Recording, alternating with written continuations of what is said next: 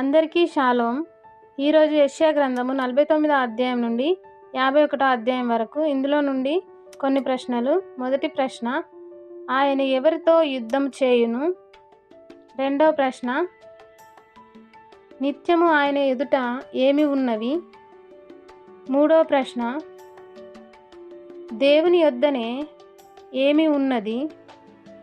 నాలుగవ ప్రశ్న, దేవుని నామమును ఆశ్రయించి ఏమి చేయాలి?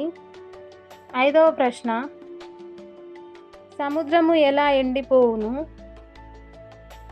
ఆరవ ప్రశ్న,